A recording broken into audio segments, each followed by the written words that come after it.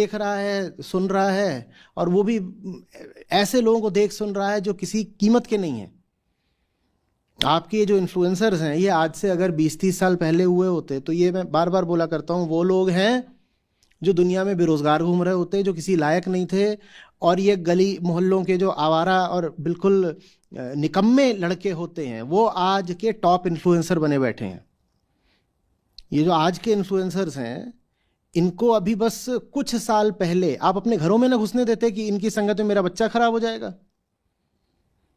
वो आज नायक बन गए, हीरो बन गए, ऊंचे पायदान पर बैठे हुए हैं, क्योंकि डेटा सस्ता है और इंसान को जानवर बनाना हमेशा ज़्यादा आसान होता है। तो उन्होंने बहुत आसानी से बहुत बड़ी एक आबादी को जानवर बना दिया है।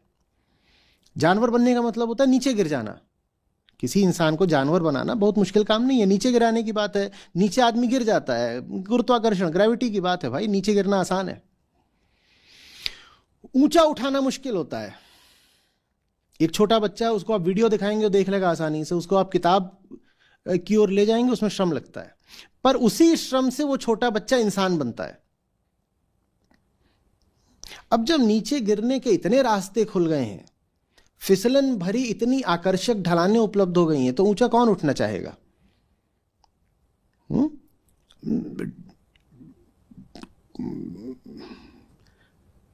हींग लगे ना फिटकरी, रंग भी चोखा।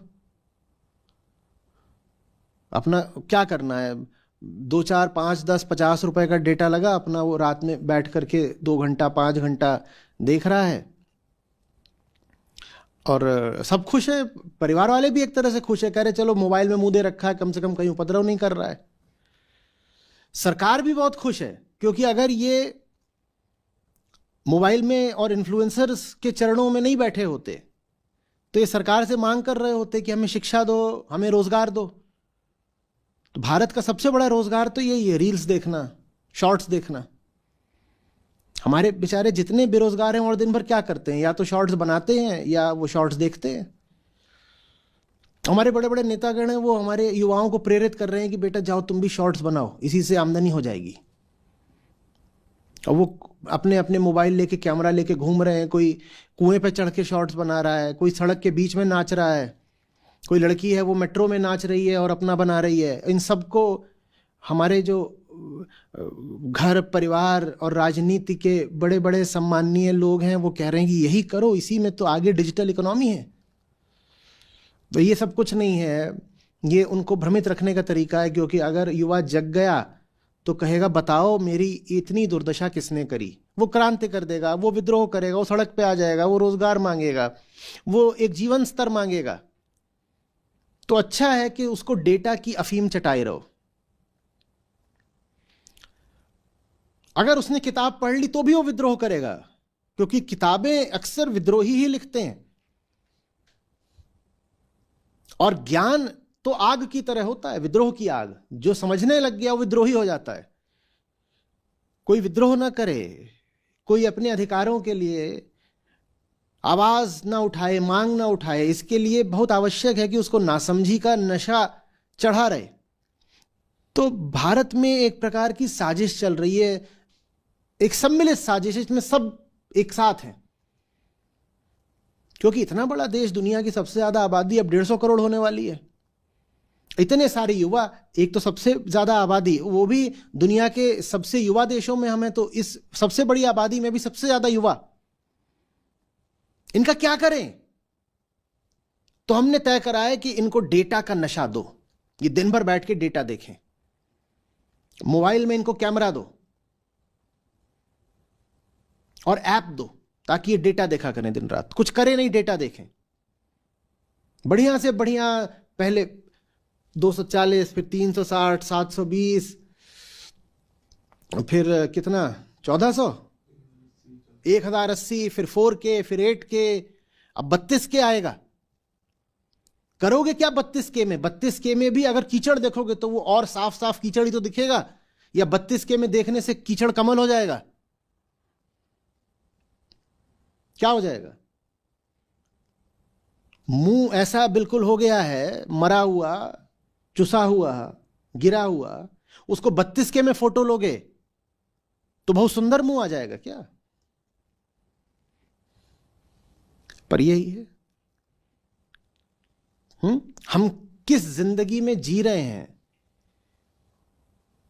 उसको भुलाना बहुत जरूरी है, क्योंकि हमारी जिंदगी की हालत बहुत खराब है। उसको भुलाने के लिए हमें क्या नशा है? डेटा। डेटा है नशा। आज का डेटा नशा है, नशा। आप ड्रग्स की बात कर रहे हो, कह रहे हो ड्रग्स जैसे बाद में आती है। आप उस ड्रग्स की बात कर रहे हो जो मुंह से ली जाती है, इंजेक्शन से ली जाती है। आज की सबसे बड़ी ड्रग वो है जो आंख और कान से ली जाती है। Data is the drug. इसी डेटा ने किताबों की दुकानें खाली कर दी, इसने लाइब्रेरीज बंद करवा दी। आपको मालूम है युवाओं के आईक्यू का स्तर लगातार गिरता जा रहा है। जाइए पढ़िएगा, कोई बहुत कठिन चीज नहीं होती आईक्यू नापना। वो तो सैंपलिंग कर ली जाती है, आईक्यू नाप लिया जाता है, उसमें से पता चल जाता है। फ्लिन इफेक्ट और रिवर्स फ्लिन इफेक्ट पढ़िएगा। टेलीविजन से शुरुआत हुई थी और इंटरनेट के आने के बाद वो प्रक्रिया और बढ़ गई है।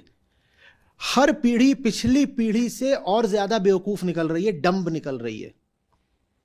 पहले हम इसी बात को बहुत बड़ा उपद्रव समझते थे, कहते थे इडियट बॉक्स के सामने बच्चा बैठा रहता है। इडियट बॉक्स इसको बोलते थे, टीवी को। वो टीवी तो अब ऐसा लगता है जैसे कि वरदान था बस।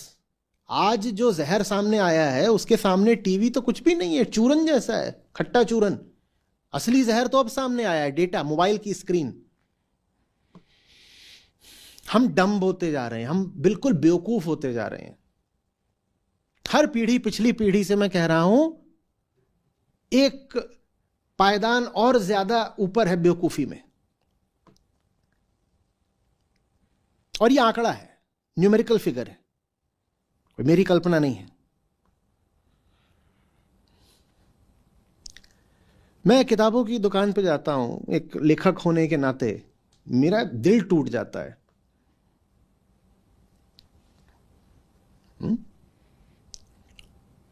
वहां फिलॉसफी सेक्शन ही हट गया है। हमारे लिए एक बड़ी समस्या है कि हमारी किताबें अगर रखी जाएं तो किस सेक्शन में रखी जाएं। फिलॉसफी सेक्शन नहीं है, ही नहीं। वहां कलिनरी सेक्शन आ गया है। इन्फ्लुएंसर्स में वही थोड़ी है जो आपको नाचना और मोए मोए करा रहे हैं। अभी तो इन्फ्लुएंसर में वो भी बहुत है ना, ऐसा खाना बनाओ, ये खाओ, ये भी तो नशा ही है। अब ये बनाओ, अब ये बनाओ। बोले इतना बड़ा हो गया है कलिनरी और रेसिपी सेक्शन बुक स्टोर्स में। हर आदमी को फूड पॉर्न बोलते हैं उसको, हर आदमी को चाहिए फिक्शन, फिक्शन। और एक और चीज हुई, आप इस पे जाके देखिएगा, किताबों में फॉन्ट साइज बहुत बड़ा हो गया है, लाइन स्पेसिंग बढ़ गई है। मतलब समझ रहे हैं, बड़े फॉन्ट में किनको किताबें दी जाती हैं? बड़े बड़े फॉन्ट्स में बच्चों को, छोटे बच्चे। आज का जो आम पाठक है उसका बौद्धिक स्तर धीरे धीरे, और छोटे बच्चे ऐसा होता जा रहा है, उसको बड़े बड़े फॉन्ट की किताब चाहिए और उसको बड़ी लाइन स्पेसिंग चाहिए जैसे बच्चों को दी जाती है। उसको पढ़ने में नहीं आती। आंख नहीं कमजोर है, जब युवा पाठक है तो आंख तो नहीं कमजोर होगी, पर वो बच्चे जैसा होता जा रहा है। उसको कोई गहरी बात बोल दो, उसके पल्ले नहीं पड़ती। आपको अगर उसको कुछ लिख करके देना है तो लिखिए और फिर उसके पीछे उसकी समरी लिख के दीजिए। बोलिए ये तो हमारा एक अध्याय था, और उसके बाद लिखिए सार संक्षेप, समरी।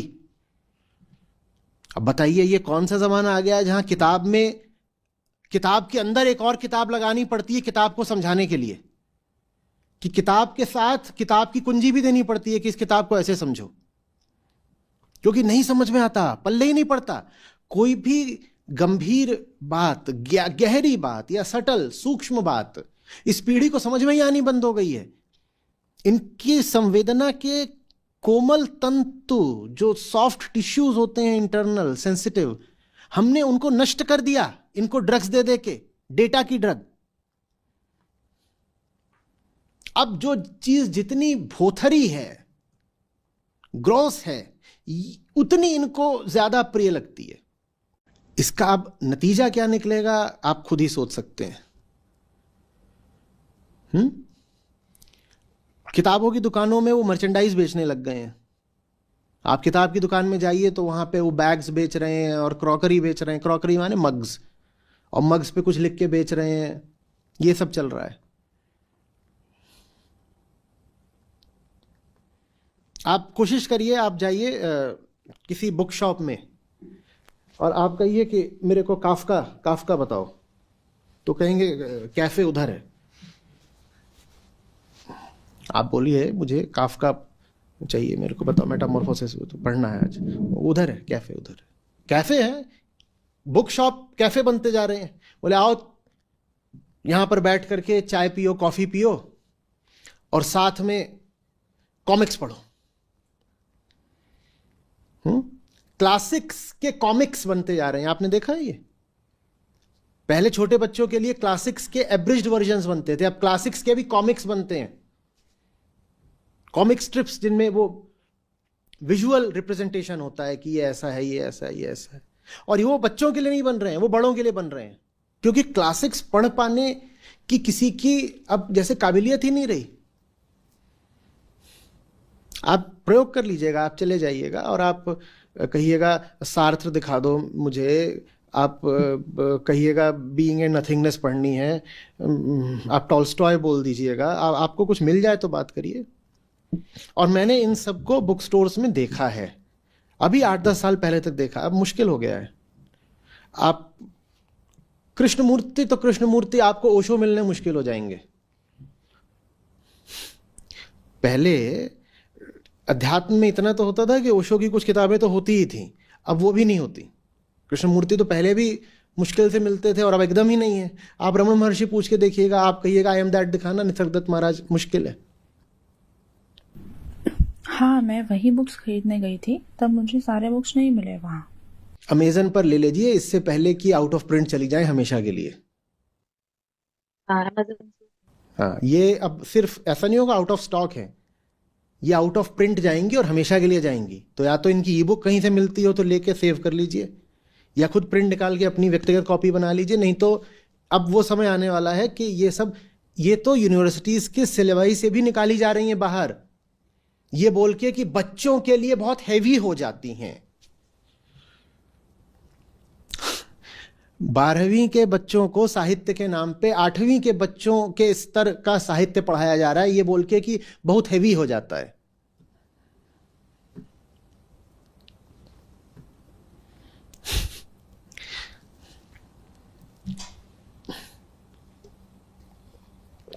जो ऐसे ऑथर्स थे कि आमतौर पे मिल ही जाया करते थे, क्योंकि वो एक तरह से पॉप कल्चर में भी कुछ अपनी पहुंच रखते थे। उदाहरण के लिए ऑरवेल, आप जाएं आपको एयरपोर्ट पे ऑरवेल मिल जाए जरूरी नहीं है, एयरपोर्ट की बुक शॉप पे ऑरवेल जरूरी नहीं मिल जाए। वहां कौन मिलेंगे आजकल के, ये बोला तो इन्फ्लुएंसर ही ऑथर बना जा रहा है, और वो एक से एक कुछ अपना निकाल रहे हैं, कुछ भी निकाल रहे हैं, वो चल रहा है, कॉमिक्स चल रही हैं उनकी, वो मजाक चल रहा है। देखिए, जिस समाज के जैसे आदर्श होते हैं उसे वैसा ही हो जाना है, ठीक है ना? तो आदर्शों का चयन बहुत सोच समझ के किया जाना चाहिए। हमारे समाज के आदर्श बहुत गिर चुके हैं, बहुत गिरे किस्म के लोग हमारे आदर्श बन गए हैं, स्क्रीन में भी और स्क्रीन के बाहर भी। तो भविष्य बड़ा गड्ढामड्ढ है। आप गीता समागम में हैं तो वहां पे पिछले सत्रों में जाइएगा, श्री कृष्ण अर्जुन से बोलते हैं बेटा अगर तुम ही गड़बड़ करोगे तो जनसाधारण क्या करेगा? क्योंकि नेतृत्व के लोग जो करते हैं, पीछे वाले सब उन्हीं का अनुगमन करने लगते हैं, पीछे पीछे चलने लगते हैं। तो हमने आदर्श ही इतने गड़बड़ लोगों को बना लिया है कि उनके पीछे पीछे आम जनता का पतन तो होना ही है। बहुत सारे तो हमारे वो आदर्श जिनको जेल में होना चाहिए, बहुतों पागल खाने में होना चाहिए, वो हमारे आदर्श बने बैठे हैं अभी। इस पे ही मैं एक उदाहरण देना चाहती हूँ। मेरे ही घर में 2 छोटे छोटे बच्चे हैं रिश्तेदारों के, तो जब मैं वहाँ गई तो वो लोग हनी सिंह को जानते हाँ, हैं, भगत सिंह को नहीं जानते। उनसे जब मैंने कबीर सिंह की बात साहब हो की रही है, बात की, बिल्कुल। हनी सिंह का पता है, भगत सिंह का नहीं पता, कबीर सिंह का पता है, और अभी वो एनिमल सिंह भी तो एक आया है, उसका भी पता होगा। तो ये सब है। अब इसका क्या होना है आप खुद ही सोच लीजिए ना। जो जवान आदमी भगत सिंह से परिचित ना हो, उसकी 2 कौड़ी की जवानी वो कैसे जिएगा? एक भारतीय युवा है जो भगत सिंह का नाम नहीं जानता, जिएगा कैसे? और ज़्यादातर मिलेंगे जो नाम ही भर जानते हैं, जिन्हें नाम पता भी हो, नाम से आगे कुछ नहीं जानते। उनसे आगे और 2-4 बातें पूछो, उन्हें कुछ नहीं पता होगा। और भी मैं यहाँ पर सुखदेव और बिस्मिल और राजगुरु, यहाँ तो मैं अभी बात ही नहीं कर रहा हूँ। मैं पूछूं कि ज़रा 2-4 वृतांत बताना चंद्रशेखर आज़ाद के जीवन से, अजीब। और ये हमारे सबसे प्रख्यात क्रांतिकारी हैं, अभी इनकी बात हो रही है। वो जिनका नाम ज़रा कम है, उनकी तो अभी हम बात भी नहीं कर रहे। अभी हम उनकी बात कर रहे हैं जो सबसे पहली कतार के अग्रणी नाम है, उनका भी नहीं पता होगा। और जिनके नाम पता है, आपको धक्का लग जाएगा, आप खौफ में आ जाओगे कि कैसे कैसे लोगों के नाम आज के जवान लोगों को पता है। और वो जो गिरावट है, फिर पतन है, वो हमें हर दिशा में दिखाई दे रहा है। शिक्षा, संबंध, कला, साहित्य, राजनीति, धर्म, हर चीज़ में जो पतन है, वो ऊंचों की संगत नहीं करोगे तो हर चीज़ जाएगी ना नरक में, पतन में जा रही है हर चीज़।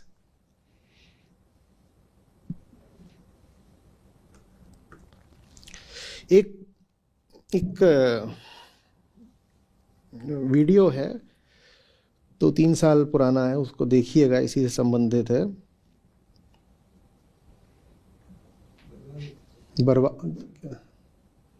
बर्बाद में क्या, कौन बर्बाद कर रहा मेरे देश की युवा ताकत को?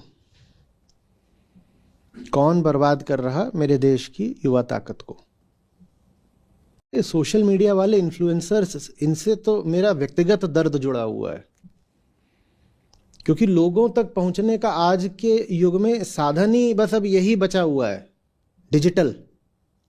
किताबें तो सब बंद करा दी, यही डिजिटल साधन है। और डिजिटल साधन पर ये छिछोरे छाए हुए हैं। हम वेदांत को लोगों तक ले जाना चाहते हैं, सच्चाई को ले जाना चाहते हैं, ऊंची बात को ले जाना चाहते हैं। कितनी मेहनत करनी पड़ती है, कितनी ज्यादा मेहनत करनी पड़ती है। और यही कोई छिछोरा आकर के कुछ अपना एक भद्दा सा वीडियो डाल देता है और मिलियन, 5 मिलियन, 50 मिलियन वो अपना लेकर के आराम से बैठ जाता है। जितनी गंदगी, जितना भद्दापन, उतनी लोकप्रियता। और वो भद्दापन यही नहीं कि उसमें बस कुछ अंट शंट नाच रहा है कि वो मोए मोए और ये सब, वो कुछ भी हो सकता है। भद्दापन धर्म के नाम पर हो सकता है, भद्दापन राजनीति का हो सकता है, भद्दापन दृष्टिकोण का हो सकता है। भद्दापन ये भी हो सकता है कि आओ मैं तुम्हें पैसा बनाना सिखाऊंगा, आओ मेरे पास आओ, मैं तुम्हें बताऊंगा शेयर मार्केट से या इस जगह से पैसा जल्दी से कैसे बनाना है। भद्दापन हर तरीके का होता है ना। भद्दापन ये भी हो सकता है, आओ मैं तुम्हें बताऊंगा कि नफरत कैसे करनी है पूरी दुनिया से, या दूसरे धर्म के लोगों से कैसे नफरत करनी है। भद्दापन वो भी हो सकता है। इस जिस भी तरह का भद्दापन हो, भद्दापन ये भी हो सकता है, आओ मैं बताऊंगा लड़कियां कैसे पटानी है, और उसके मैं तुमको बिल्कुल एक घटिया तरीके समझाऊंगा। लेकिन जिस भी तरीके का भद्दापन होगा वो बिकेगा, क्योंकि डेटा इज द ड्रग। भद्दापन बिकेगा। हम जो काम कर रहे हैं बहुत तकलीफ आती है उसमें, पूरे दिन संघर्ष रहता है इसी बात का कि कैसे किस विधि लोगों तक पहुंच पाए। किताबों की आप पूछ रही हैं, किताबें हमारी लोग पढ़ पाए, इसके लिए किताबें कर दी हैं कि लो बेटा 100 रुपये भी नहीं खर्च करने पड़ेंगे। तुम 100 का पत्ता दोगे तो 1 रुपया वापस, 99 में किताब आपके घर में पहुंचा देंगे। तो भी किताबें आप पढ़ें, इसके लिए बड़ी हमें मशक्कत करनी पड़ती है।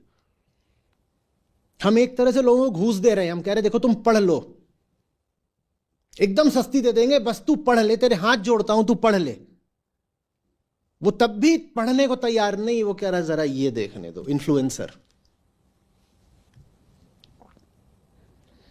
ई बुक कभी 51 की, कभी 21 की, कभी 11 की कर देते हैं। आजकल कितनी की है अधिकांश e books?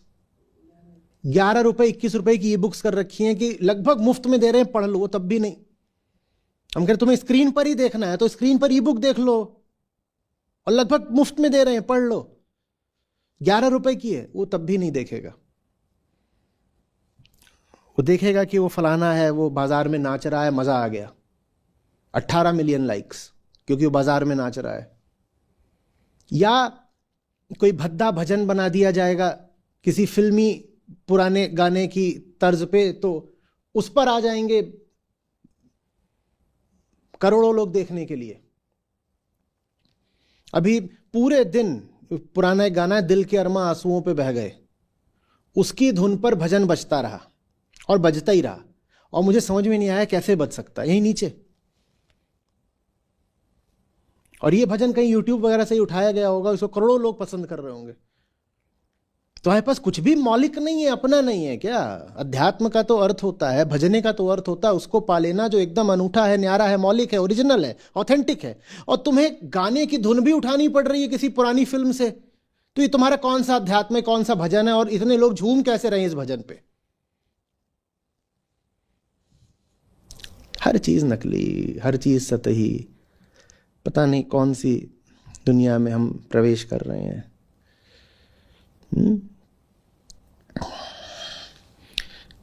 Brave new world तो नहीं है ये हक्सले का।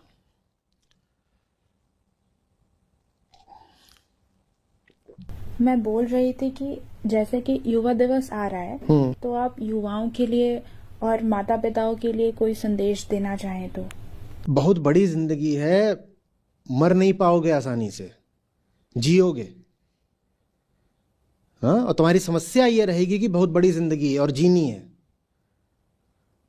कोई बूढ़ा हो गया हो, 80 साल का हो, उसको तो फिर भी राहत है कि एक आध साल में टपक जाना है।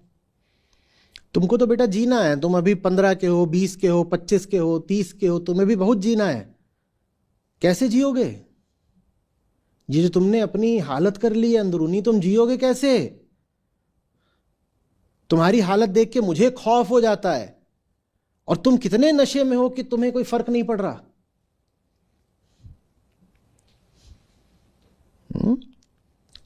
घर पर ऊंचाइयों को लाइए। Have a taste for greatness. ये जो ग्रेट शब्द है, ये हमारे व्याकरण से ही बाहर चला गया है। ग्रेटनेस, महानता। महानता आउट ऑफ फैशन हो गई है। कभी देखा है ट्विटर पे ट्रेंडिंग करते हुए ग्रेटनेस को? नहीं करती ना।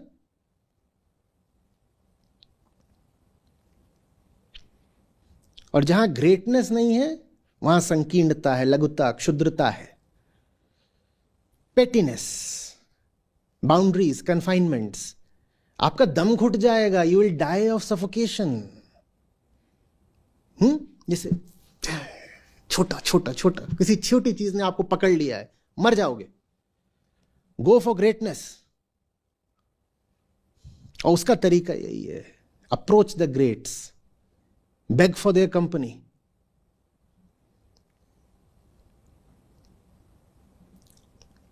और बेग फॉर देयर कंपनी माने ये नहीं कि जाकर के कहीं ईमेल भेज रहे हो, मैं किताबों की ही बात कर रहा हूं।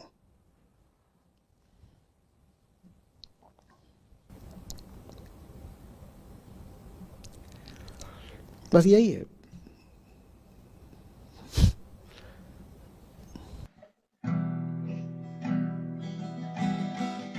जो तू पड़ा है फंद में, निकसेगा कब अंध। जो तू पड़ा है फंद में, निकसेगा कब अंध। माया मद तो चढ़ा, मत भूले मति मंद रे साधो, मत भूले मति मंद। विषय वासना उर्झिकर, जन्म गवाया बार।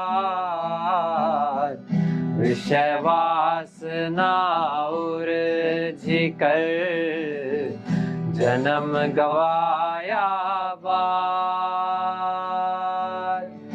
अब पछतावा क्या करे, निज करनी कर याद रे साधो, निज करनी कर याद।